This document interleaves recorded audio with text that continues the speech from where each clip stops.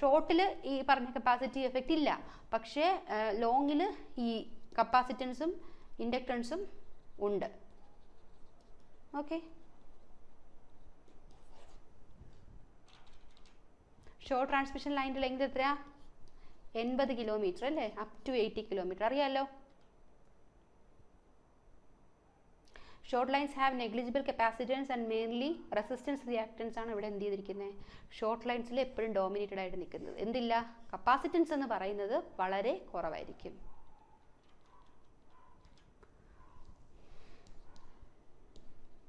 Next is transmission efficiency. എന്താ transmission efficiency എന്ന് പറഞ്ഞാൽ? ഔട്ട്പുട്ട് ബൈ ഇൻപുട്ട് അല്ലേ, എത്രത്തോളം നമുക്ക് ഇൻപുട്ട് കൊടുത്ത് എത്ര ഔട്ട്പുട്ട് ലഭിച്ചു എന്നതിൻ്റെ റേഷ്യോ. ഔട്ട്പുട്ട് പിന്നെ ഇൻപുട്ട് ആയിരിക്കും ട്രാൻസ്മിഷൻ. അപ്പോൾ എത്രത്തോളം ട്രാൻസ്മിറ്റ് ചെയ്തു എന്ന് അറിയാൻ പറ്റില്ലേ? Efficiency indicate how much power reaches the receiving end compared to what is sent. സെൻറ്ററിൽ നിന്നും എത്രത്തോളം പവർ റിസീവിംഗ് എൻഡിലേക്ക് വന്നിട്ടുണ്ടാവും എന്നുള്ളത് നമ്മൾ എന്ത് ചെയ്യും? കമ്പയർ ചെയ്യുന്നതാണ് എന്ന് പറയുന്ന ട്രാൻസ്മിഷൻ എഫിഷ്യൻസി എന്ന് പറയുന്നത്. Which power plant has the high initial cost but the lowest operating and maintenance cost? Which one? We all know hydroelectric power plant ആണ്. അതിൽ എന്ത് കുറവാ? ഇനിഷ്യൽ ക്യാപിറ്റൽ കുറവും അതുപോലെ എന്താണ് ഓപ്പറേറ്റിംഗ് ആൻഡ് മെയിൻ്റനൻസ് കോസ്റ്റ് വളരെ കുറവുമാണ് ആർക്ക്? ഹൈഡ്രോ ഇലക്ട്രിക് പവർ പ്ലാന്റിന്. While dam construction പക്ഷേ നമുക്ക് ഈ പറഞ്ഞത് പോലെ ഓപ്പറേറ്റിംഗ് മെയിൻ്റനൻസ് കോസ്റ്റും അതുപോലെ ഇനിഷ്യൽ ക്യാപിറ്റൽ കോസ്റ്റും ഒക്കെ കുറയ്ക്കാം. അല്ല സോറി, ഹയസ്റ്റ് ആണ് ക്യാപിറ്റൽ കോസ്റ്റ്, ബാക്കി ഓപ്പറേറ്റിംഗ് മെയിൻ്റനൻസ് കോസ്റ്റ് ഒക്കെ കുറവാണ്. ക്യാപിറ്റൽ കോസ്റ്റ് ഇനിഷ്യലി ഒത്തിരി ആവാൻ കാരണം എന്തുകൊണ്ടാണ്? ഡാം ഒക്കെ കൺസ്ട്രക്ട് ചെയ്യണം അല്ലേ. അപ്പോൾ അതൊക്കെ വളരെ എക്സ്പെൻസീവ് ആയിട്ടുള്ള കാര്യമാണ്. ഫ്യൂവൽ എന്ന് പറയുന്നത് നമുക്ക് പക്ഷേ വളരെ ഫ്രീ ആണ് അല്ലേ, വെള്ളം മതിയല്ലോ. And machinery simpler than thermal plants. തെർമലിൽ നോക്കുവാണെങ്കിൽ മെഷീനറീസും എന്ത് തന്നെയാണ്? കുറച്ച് സിമ്പിൾ തന്നെയാണ്. Next is thermal power plant. What is the specific purpose of the economiser? എന്താ ഇക്കണോമൈസർ? ക്ലാസ് തുടങ്ങിയപ്പോൾ തന്നെ ഞാൻ ഇതൊക്കെ പറഞ്ഞു തന്നതാണ് കേട്ടോ. അപ്പം ഇക്കണോമൈസർ എന്ന് പറയുമ്പോൾ എന്തായിരിക്കും? നിങ്ങൾ തന്നെ ആലോചിച്ച് പറഞ്ഞേ, കമൻറ്റ് ചെയ്തേ.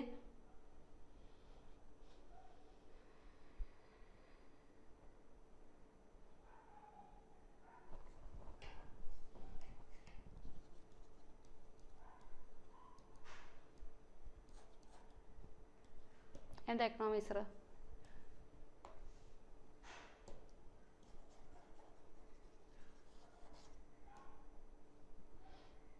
economizers എന്ന് പറയുമ്പോൾ to heat the feed water using heat from flue gases. അതായത് ഫീഡ് വാട്ടർ എന്ന് പറയുന്നതിനെ നമ്മൾ എന്ത് ചെയ്യും? ചൂടാക്കും. എന്ത് യൂസ് ചെയ്തിട്ടാണ്? ഫ്ലൂ ഗ്യാസസിൽ നിന്നും ഹീറ്റ് എടുത്തിട്ട് ഫീഡ് വാട്ടറിനെ ചൂടാക്കും. So this improves the overall efficiency of the boiler. അപ്പം ഇവിടെ ചെയ്യുന്നത് എന്താണെന്ന് വെച്ച് കഴിഞ്ഞാൽ ഫ്ലൂ ഗ്യാസസ് ഉണ്ടാകും. ഈ ഫ്ലൂ ഗ്യാസസിൽ നിന്നുള്ള ചൂടെടുത്ത് ഫീഡ് വാട്ടറിനെ എന്ത് ചെയ്യും? ചൂടാക്കും. അപ്പം കൂടുതൽ ചൂടായില്ലേ, ചൂട് കൂടുന്നതിനനുസരിച്ചിട്ട് എഫിഷ്യൻസി ഇംപ്രൂവ് ചെയ്യും.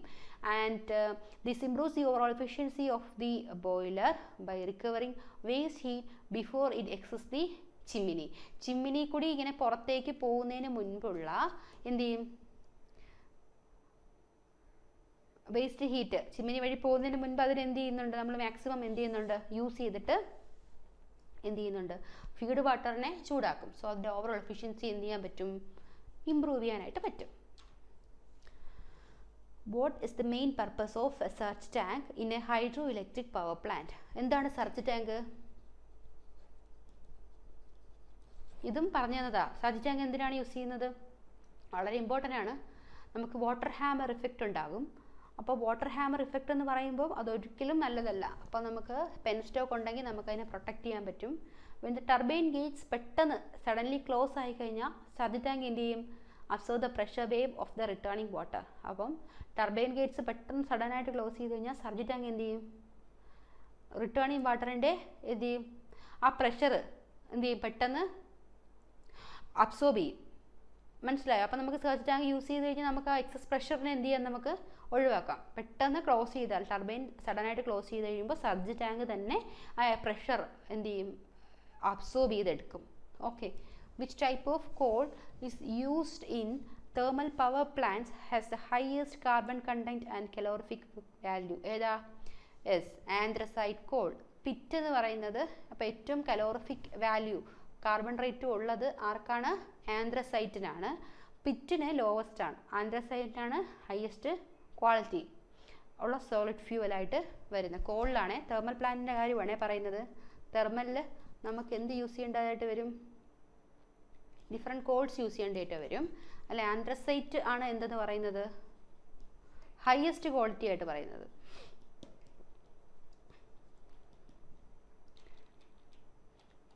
In power system economics the diversity factor എന്ന് പറയുമ്പോൾ ഇപ്പോൾ എത്ര ഓൾവേസ് എത്രയായിരിക്കും?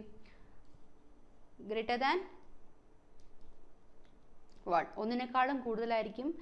Ratio sum of individual maximum demand to the simultaneous maximum demand of the station. ആ ഒരു ratio sum of individual demand to the simultaneous maximum demand of the station, ആ റേഷ്യോനാണ് നമ്മൾ എന്തെന്ന് പറയുന്നത്? ഡൈവേഴ്സിറ്റി ഫാക്ടർ എന്ന് പറയുന്നത്. The load factor of a power station is defined as the ratio of average load to the maximum demand. അപ്പം ആ ഒരു റേഷ്യോ ഓർത്ത് വയ്ക്കുക. ഡൈവേഴ്സിറ്റി ഫാക്ടർ എപ്പോഴും ഒന്നിനേക്കാളും കൂടുതലാവാൻ പറയുമ്പോൾ ratio sum of individual maximum demand to the simultaneous maximum demand of the സ്റ്റേഷനാണ് പറയുന്നതെന്നും ലോഡ് ഫാക്ടർ എന്ന് പറഞ്ഞാൽ average load to the maximum demand.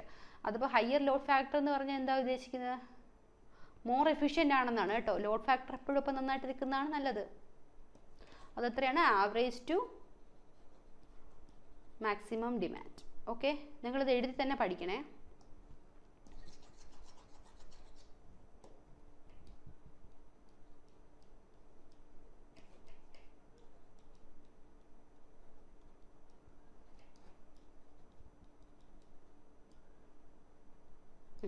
ഇതാണ് ലോഡ് ഫാക്ടർ.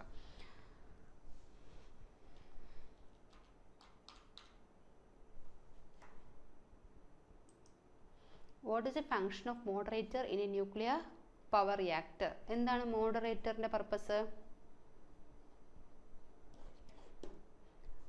പെട്ടെന്ന് മൂവ് ചെയ്യുന്ന ന്യൂട്രോൺസിനെ എന്ത് ചെയ്യുക? സ്ലോ ഡൗൺ ചെയ്ത് പതുക്കെ കൊണ്ടുവരിക. Thermal neutrons are more effective at causing fission in uranium 235. അപ്പം തെർമൽ ന്യൂട്രോൺസ് എന്ന് പറഞ്ഞു കഴിഞ്ഞാൽ മോർ ഇഫക്റ്റീവ് ആണ് at causing fission in uranium 235. ഇനി which power plant is more suitable for handling sudden peak loads due to quick starting ability? അപ്പോൾ പെട്ടെന്ന് peak lords വരുമ്പം പെട്ടെന്ന് സ്റ്റാർട്ടിംഗ് എബിലിറ്റി ഉള്ളത് ഏത് പ്ലാന്റ് ആണെന്ന് ചോദിച്ചാൽ പംപ്ഡ് സ്റ്റോറേജ് പ്ലാന്റും പറയാം, ഗ്യാസ് ടർബൈൻ പ്ലാന്റും പറയാം. വളരെ ഇമ്പോർട്ടൻ്റ് ആണേ. സ്റ്റീം പ്ലാന്റ്സ് എന്ന് പറയുമ്പം ടേക്സ് അവേഴ്സ് ടു സ്റ്റാർട്ട്. പെട്ടെന്ന് സ്റ്റാർട്ട് ചെയ്യാനായിട്ട് ആർക്ക് പറ്റില്ല? സ്റ്റീം പ്ലാന്റ്സിന് പറ്റില്ല. പക്ഷേ ഗ്യാസ് ടർബൈൻ ആണെങ്കിലോ ക്യാൻ സ്റ്റാർട്ട് ഇൻ മിനിറ്റ്സിൽ എന്ത് ചെയ്യാൻ പറ്റും? ഓൺ ആക്കാനായിട്ട് പറ്റും. Okay, plants that are designed to run at a constant load for 24 hours a day are called എന്താണ്? Base load plants.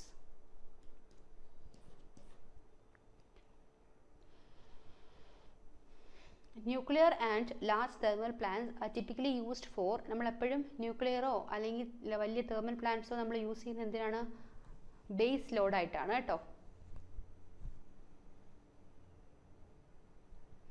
The area under the daily load curve. Load curve എന്ന് പറയുന്നത് ഇതാണെന്നുണ്ടെങ്കിൽ അതിൻ്റെ area, മൊത്തത്തിലുള്ള area എന്ന് പറയുന്നത് total energy എത്രത്തോളം generate ചെയ്തു അല്ലെങ്കിൽ കൺസ്യൂം ചെയ്തു 24 മണിക്കൂറിൽ എന്നുള്ളതായിരിക്കും ആര് പറഞ്ഞു തരുന്നത്? ഈ ലോഡ് കർവിൻ്റെ ഏരിയ പറഞ്ഞു തരുന്നത്. എത്രത്തോളം, എത്ര ടൈമിൽ എത്ര പവർ നമ്മൾ കൺസ്യൂം ചെയ്തു, അത് നമുക്ക് ഈ ഒരു ഏരിയ ആയിരിക്കും എന്ത് ചെയ്യുന്നത്? പറഞ്ഞു തരുന്നത്.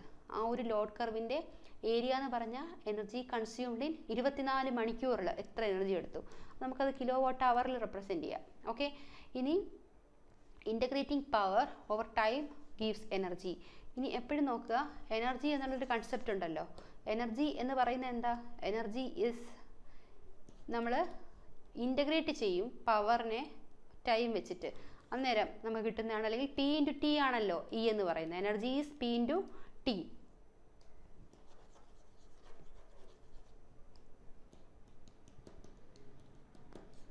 ഓക്കെ,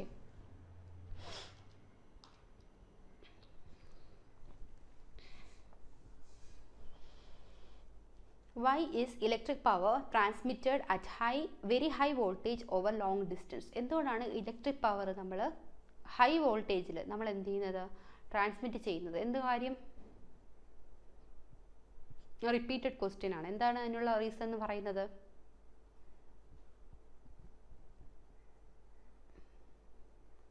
ഓക്കെ, ലൈൻ ലോസ് കുറയ്ക്കാനും കണ്ടക്ടറിൻ്റെ മെറ്റീരിയൽ വോളിയം റെഡ്യൂസ് ചെയ്യാനുമാണ്. Higher voltage lead to lower current which reduce I²R power loss. അപ്പം നേരത്തെ ഞാൻ പറഞ്ഞ കൺസെപ്റ്റാണ്, റിപ്പീറ്റ് ചെയ്യുന്നില്ല. നെക്സ്റ്റ് ഫെറാൻജി എഫക്റ്റ് എന്ന് പറഞ്ഞാൽ എന്താ? Receiving end voltage sending end വോൾട്ടേജിനേക്കാളും കൂടുതലാണ്. And it is only occur in no load or light load condition because of എന്താ? Capacitance.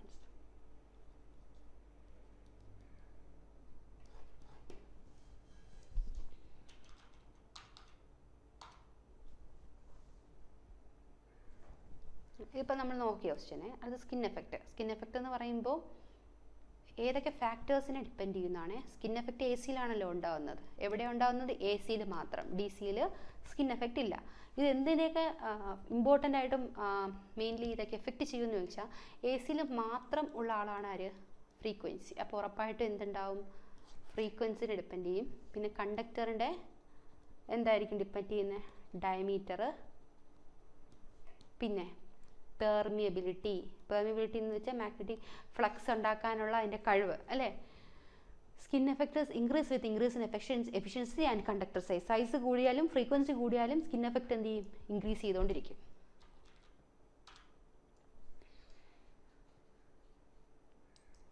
Y is sag provided in overhead transmission line conductors? എന്തിനാണ് നമ്മൾ zag എന്ന് പറയുന്ന കൺസെപ്റ്റ് നമ്മൾ provide ചെയ്യുന്നത്?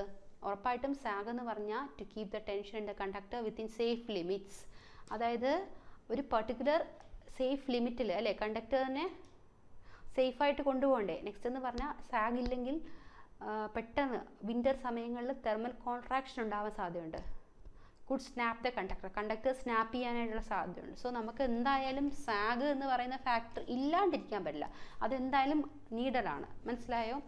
Which type of insulators is used voltage up to 33 kV? 33 kV ആണെങ്കിൽ ഏതാ?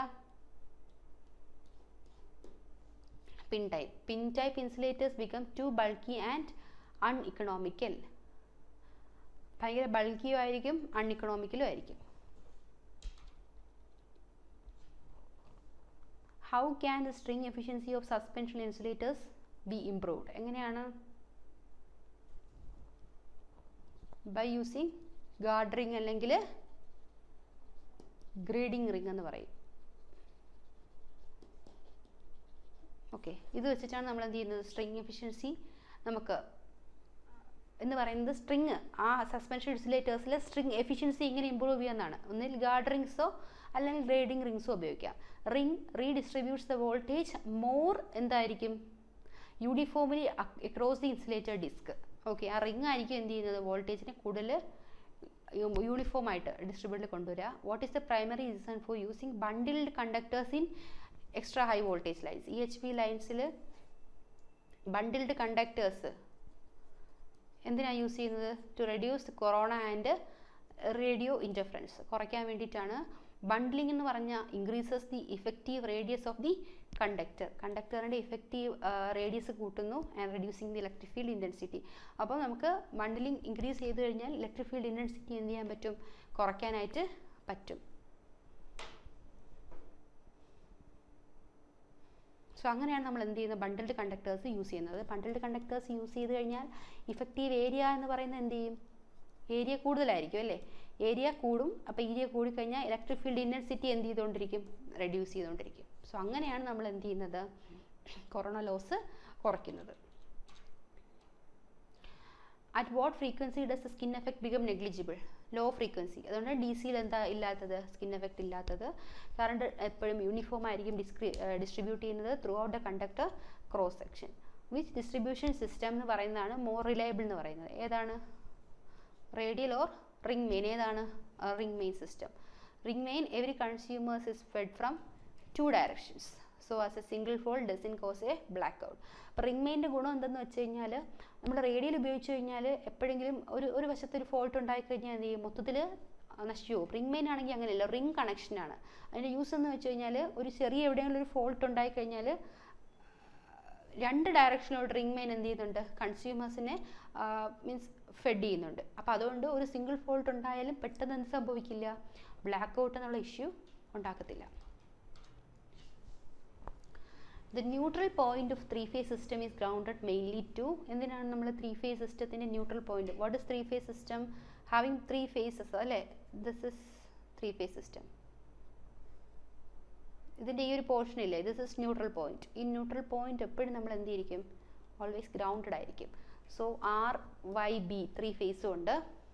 So mainly arcing ground and stabilise phase voltage. Phase വോൾട്ടേജിനെ stabilise ചെയ്യാനും ആർക്കിംഗ് ഗ്രൗണ്ട് എലിമിനേറ്റ് ചെയ്യാനാണ് യൂസ് ചെയ്യുന്നത്. It provides A pass for zero sequence current during unbalanced fault.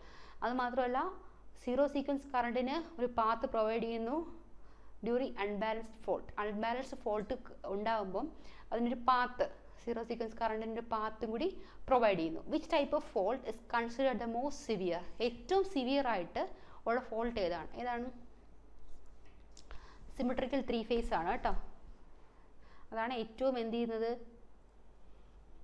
Severe ഫോൾട്ടായിട്ട് consider ചെയ്യുന്നത്. ഏതാണ്? Line to line to line, അതായത് three phase fault. അതാണ് നമ്മളിങ്ങനെ കൊടുക്കുന്നത്, L. ഇതാണ് ഏറ്റവും സിവിയർ ഫോൾട്ട്. ഓൾദോ റെയർ ആണ്. Highest mechanical and thermal stress on എക്യുപ്മെൻറ്റിന് ഹെവി സ്ട്രെസ് കൊടുക്കുന്നതാണ് എന്ന് പറയുന്നത് ഈ ത്രീ ഫേസ് ഫോൾട്ട് എന്ന് പറയുന്നത്. ഓക്കെ, ഇനി വളരെ ഇമ്പോർട്ടൻ്റ് ആണ് ബുക്കോൾസ് റിലേ എന്ന് പറയുന്നത്.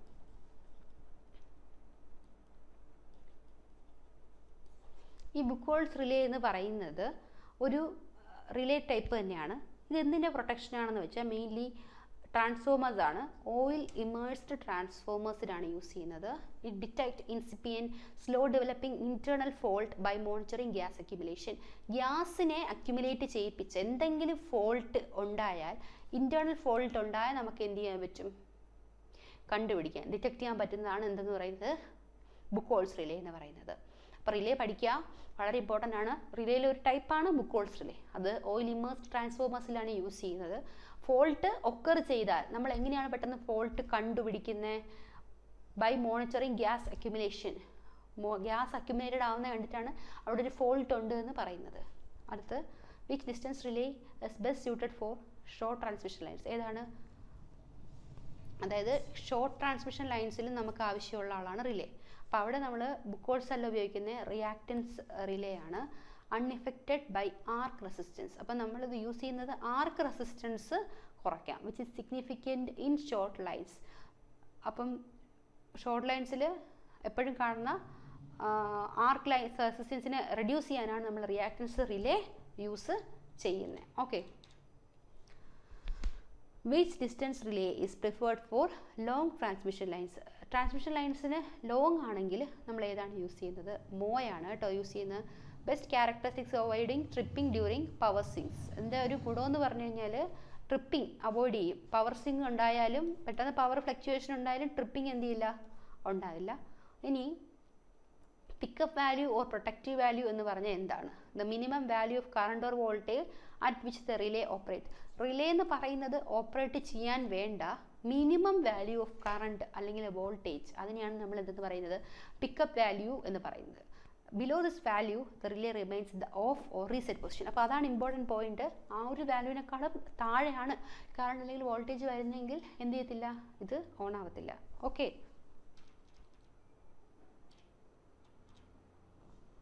What is the main advantage of a circuit breaker over a fuse? എന്താണ്?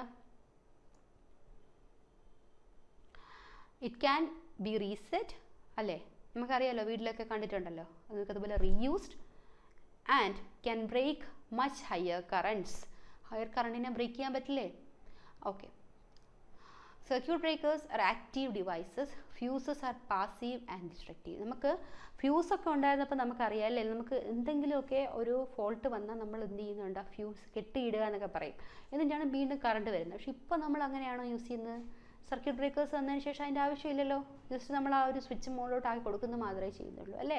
അപ്പം അത്രയും സിമ്പിളായി. നമുക്ക് എന്ത് ചെയ്യേണ്ട വരുന്നില്ല. ഓരോ തവണയും ഇങ്ങനെ ഫ്യൂസ് വയർ കട്ട് ചെയ്ത് നമ്മൾ ഇടേണ്ട ആവശ്യമോ അല്ലെങ്കിൽ പെട്ടെന്ന് ഫോൾട്ട് വരുമ്പോൾ നമ്മൾ മാറ്റി ഇടേണ്ട ആവശ്യമൊന്നുമില്ല. സോ അതാണ് സർക്യൂട്ട് ബ്രേക്കറിൻ്റെ യൂസ് എന്ന് പറയുന്നത് കേട്ടോ. നെക്സ്റ്റ് SF6 ഗ്യാസ് എന്തിനാണ് നമ്മൾ സർക്യൂട്ട് ബ്രേക്കേഴ്സിൽ യൂസ് ചെയ്യുന്നത്? ഒരു ആർക്ക് ക്വെഞ്ചിങ് മീഡിയം, അതായത് തീ അണയ്ക്കുന്ന ഒരു മീഡിയമായിട്ട് യൂസ് ചെയ്യുന്ന ആളാണ് SF6 കേട്ടോ. സർക്യൂട്ട് ബ്രേക്കേഴ്സിൽ യൂസ് ചെയ്യുന്നതാണ് SF6. അപ്പോൾ ഹൈലി ഇലക്ട്രോ നെഗറ്റീവ് ആണ് എന്ന് പറഞ്ഞാൽ എന്താണ്? ഫ്രീ ഇലക്ട്രോൺസ്, പെട്ടെന്ന് ഫ്രീ ഇലക്ട്രോൺസിനെ അബ്സോർബ് ചെയ്ത് തീ അണയ്ക്കും. ഓക്കെ, അതാണ് അതിൻ്റെ പ്രത്യേകത. ഇലക്ട്രോ നെഗറ്റീവ് ആണ് SF6. സോ പെട്ടെന്ന് എന്ത് ചെയ്യും? ഫ്രീ ഇലക്ട്രോൺസിനെ അങ്ങ് ആക്സെപ്റ്റ് ചെയ്ത് അബ്സോർബ് ചെയ്ത് എക്സ്റ്റിങ്ഷൻ എന്ത് ചെയ്യും? പെട്ടെന്ന് റെഡ്യൂസ് ചെയ്യും.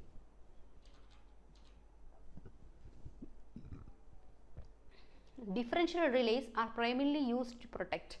ഡിഫറൻഷ്യൽ റിലേസ് ഞാൻ പറഞ്ഞില്ലല്ലോ, ഒരു ന്യൂ റിലേ ആണ്, നമ്മൾ കേട്ടിട്ടില്ല.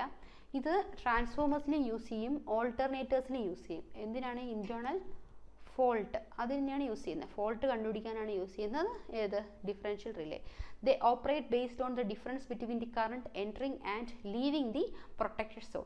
അതെങ്ങനെയാണ് ഓപ്പറേറ്റ് ചെയ്യുന്നത്? Difference between the current entering and leaving the protected zone. അതിൻ്റെ ഡിഫറൻസ് വെച്ചിട്ടാണ് എന്ത് ചെയ്യുന്നത്? അത് ഓപ്പറേറ്റ് ചെയ്യുന്നത് കേട്ടോ. കറണ്ട് എൻട്രിങ് ആൻഡ് ലീവിങ്ങിൻ്റെ ആ ഒരു ഇത് വെച്ചിട്ടാണ് എന്ത് ചെയ്യുന്നത്? അത് ഓപ്പറേറ്റ് ചെയ്യുന്നത്. And isolator is design to open a circuit under. എന്തിനാണ്? നമ്മൾ നോ ലോഡ് കണ്ടീഷൻസിലാണ് എന്ത് ചെയ്യുന്നത്? ഐസൊലേറ്റേഴ്സ് ഡിസൈൻ ചെയ്യുന്നത്. Okay, isolators do not have arc quenching capability and must be operated after the circuit breaker. Isolators എന്ന് പറയുന്നത് അതിനെന്തില്ല? ആർക്ക് quenching capability ഇല്ല. അപ്പം നോ ലോഡ് കണ്ടീഷനിലാണ് നമ്മൾ എന്ത് ചെയ്യുന്നത്? ഐസൊലേറ്റേഴ്സ് ഉപയോഗിക്കുന്നത്. Must be operated in the circuit breaker. അപ്പം എന്ത് ചെയ്യും? അത് ഐസൊലേറ്റേഴ്സിന് ആ ഒരു ആർക്ക് ക്വെഞ്ചിങ് കേപ്പബിലിറ്റീസോ ഇല്ലാത്തതുകൊണ്ട് സർക്യൂട്ട് ബ്രേക്കേഴ്സിന് ശേഷമായിരിക്കും നമ്മൾ എപ്പോഴും എന്ത് ചെയ്യുക? ഐസൊലേറ്റേഴ്സിനെ ഉപയോഗിക്കുക. ഓക്കെ, എപ്പോഴും നമ്മൾ സർക്യൂട്ട് ബ്രേക്കർ വെക്കുന്നതിന് മുൻപ് ഐസൊലേറ്റേഴ്സിനെ എന്ത് ചെയ്യുന്നില്ല? പ്ലേസ് ചെയ്യാറില്ല. ഇത് സർക്യൂട്ട് ബ്രേക്കർ ആണെങ്കിൽ അതിന് ശേഷമേ നമ്മൾ എന്ത് ചെയ്യത്തുള്ളൂ? ഐസൊലേറ്റേഴ്സിനെ പ്ലേസ് ചെയ്യാറുള്ളൂ. എന്നാൽ മാത്രമേ എന്ത് സംഭവിക്കുള്ളൂ? നമുക്ക് ആർക്ക് ക്വെഞ്ചിങ് കേപ്പബിലിറ്റി നടന്ന് ഇഷ്യൂസ് ഒന്നും ഇല്ലാണ്ട് എന്ത് ചെയ്യുന്നുള്ളൂ? വർക്ക് ചെയ്യാൻ പറ്റത്തുള്ളൂ. അല്ലെങ്കിൽ അതിന് ആ ഒരു കേപ്പബിലിറ്റി ഇല്ല. ഓക്കെ, ഇനി എന്താണ് സിങ്ക്രണസ് കണ്ടൻസേഴ്സ് നോക്കാം. സിങ്ക്രണസ് കണ്ടക്ടേഴ്സ് എന്ന് പറഞ്ഞാൽ സിങ്ക്രണസ് മോട്ടോഴ്സ് ഓവർ എക്സൈറ്റഡ് ആണെങ്കിൽ, നോ ലോഡിൽ വർക്ക് ചെയ്യുകയാണെങ്കിൽ അതിനെയാണ് സിങ്ക്രണസ് കണ്ടൻസർ എന്ന് പറയുന്നത്. ഒരു ഓവർ എക്സൈറ്റഡ് ആയിട്ടുള്ള synchronous motor running at no load, അതാണ് ഇമ്പോർട്ടൻറ്റ്. നോ ലോഡിൽ ആയിരിക്കണം. ഓക്കെ, നോ ലോഡിലായിരിക്കണം, അത് ഓവർ എക്സൈറ്റഡും ആയിരിക്കണം. It behaves like a large capacitor to improve the power factor of the system. ഇതെന്ന് പറയുന്നത് ഒരു ലാർജ് കപ്പാസിറ്റർ ആയിട്ടാണ് എന്ത് ചെയ്യുന്നത്? ബിഹേവ് ചെയ്യുന്നത്, power factor of the system. ഇനി എന്താണ് ആർക്കിംഗ് ഹോൺസ്? അതാണ് യൂസ്ഡ് ഓൺ ഇൻസുലേറ്റർ സ്ട്രിങ്സ്. നമ്മൾ ഇൻസുലേറ്റർ സ്ട്രിങ്സിൽ ആർക്കിംഗ് ഹോൺസ് യൂസ് ചെയ്യും to protect insulators from damage during a flash over. അതായത് ഇൻസുലേറ്റേഴ്സിനെ പ്രൊട്ടക്ട് ചെയ്യാൻ വേണ്ടിയിട്ടും പെട്ടെന്നുള്ള ഹെവി ഫ്ലാഷ് ഓവേഴ്സ് ഒക്കെ വന്നിട്ട് ഉണ്ടായിക്കഴിഞ്ഞാൽ ഇഷ്യൂസ് ഉണ്ടാവാതിരിക്കാൻ വേണ്ടിയിട്ട് ആർക്കിംഗ് ഹോൺസ് യൂസ് ചെയ്യും. They provide a path for the arc to jump through the air rather than over the insulated surface. Insulated സർഫസിലൂടെ പോവാണ്ട് എന്ത് ചെയ്യും? പുറത്തുകൂടി ഒരു പാത കൊടുത്ത് അതിനെന്ത് ചെയ്യും? ഓവർ കറണ്ടിന് പോകാനൊരു വഴി കൊടുക്കും. ഓക്കെ, അതാണ് ആർക്കിംഗ് ഹോൺസ് എന്ന് പറയുന്നത്. What does A single line diagram? നമ്മളിപ്പോൾ ഒരു സിംഗിൾ ലൈൻ ഡയഗ്രാം വെച്ചിട്ട് കാണിക്കും ഒരു 3 ഫേസ് പവർ സിസ്റ്റത്തിനെ. അത് നമുക്കത് സിംപ്ലിഫൈഡ് റെപ്രസെൻറ്റേഷൻ ആണ്. Standard simple to show how generator, transformers and lines are connected എന്ന് മനസ്സിലാവും. Next is how does the atmospheric humidity affect corona loss? എന്തിനാണ്? To increase corona loss. Moisture in the air increases the conductivity of the air, making it easier for ionisation to occur. അപ്പം ആ ഒരു എയറിൻ്റെ conductivity moisture എന്ത് ചെയ്യും? കൂട്ടും. അപ്പോൾ പെട്ടെന്ന് ionise ചെയ്യാനുള്ള ഒരു ടെൻഡൻസി. അപ്പോൾ അതുകൊണ്ടാണ് ഹ്യൂമിഡിറ്റി ഉള്ള സമയത്ത് കൊറോണ ലോസ് കൂടുന്നത്. ഓക്കെ, കൊറോണ ലോസ് കൂടാൻ കാരണം അയണൈസേഷൻ എന്ന് പറയുന്നത് ഹ്യൂമിഡിറ്റി ഇൻക്രീസ് ചെയ്യും. അയണൈസേഷൻ എന്ന് പറയുന്നതിനെ ഇൻക്രീസ് ചെയ്യിപ്പിക്കും അല്ലേ? മോയ്സ്ചർ കണ്ടന്റ് അല്ലേ? ഹ്യൂമിഡിറ്റി കൂടിയാൽ മോയ്സ്ചർ കണ്ടന്റ് കൂടും, പെട്ടെന്ന് അയണൈസ് ചെയ്യും. അപ്പം അങ്ങനെ അയണൈസ് ചെയ്ത് കഴിഞ്ഞാൽ എയറിൻ്റെ എന്ത് കൂടും? റെസിസ്റ്റൻസ് കുറയുകയും കണ്ടക്ടിവിറ്റി നാച്ചർ കൂടുകയും ചെയ്യും. Okay,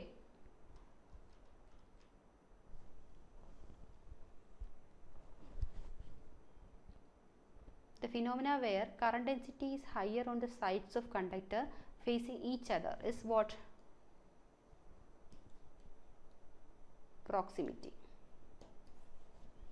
This caused by magnetic fields of nearby conductor increasing the effective resistance. അതായത് ഈ പ്രോക്സിമിറ്റി ഇഫക്റ്റ് എന്ന് പറയുന്നത് എപ്പോഴും രണ്ട് conductors where current density is higher on the sides of conductor facing each other അടുത്ത് വെച്ചിരിക്കുകയാണെങ്കിൽ കറണ്ട് ഡെൻസിറ്റി കൂടും. അതിനാണ് നമ്മൾ എന്ത് പറയുന്നത് പ്രോക്സിമിറ്റി എന്ന് പറയുന്നത്. Magnetic field of nearby conductor increasing the effective resistance for voltage of 132 kV and above. Type of support we commonly use ചെയ്തതെന്ന് വെച്ചാൽ സ്റ്റീൽ ലാറ്റിസ് ടവേഴ്സ് ആണ്. അധികം ചോദിച്ചു കണ്ടിട്ടില്ല, നെസസറി മെക്കാനിക്കൽ സ്ട്രെങ്തിന് വേണ്ടിയിട്ടൊക്കെ യൂസ് ചെയ്യുന്നതാണ് കേട്ടോ. ഇനി സ്റ്റാറ്റിക് കപ്പാസിറ്റേഴ്സ് എന്താണെന്നുള്ളത്. Static capacitors are connected at the receiving end of line too. എന്തിനാണ് നമ്മൾ കപ്പാസിറ്റേഴ്സ് പ്രൊവൈഡ് ചെയ്യുന്നത്? കപ്പാസിറ്റേഴ്സിന് ഉറപ്പായിട്ടും എന്ത് കൂടുതലായിരിക്കും? പവർ ഫാക്ടർ ഇമ്പ്രൂവ് ചെയ്യാനുള്ള കഴിവുണ്ടായിരിക്കും അല്ലേ. അതുപോലെ എന്ത് ചെയ്യാം, വോൾട്ടേജ് റെഗുലേഷനെയും ഇമ്പ്രൂവ് ചെയ്യാനായിട്ട് കപ്പാസിറ്റേഴ്സിന് കഴിവുണ്ട്. സോ അതുകൊണ്ടാണ് റിസീവിംഗ് എൻഡിൽ നമ്മൾ എന്ത് ചെയ്യുന്നത്, സ്റ്റാറ്റിക് കപ്പാസിറ്റേഴ്സ് യൂസ് ചെയ്യുന്നത്. They supply the reactive power locally reducing the reactive current flowing through the line. Next is the impedance of a long line that is independent of the line length is called എന്താണ്? Surge impedance ആണ്. Okay,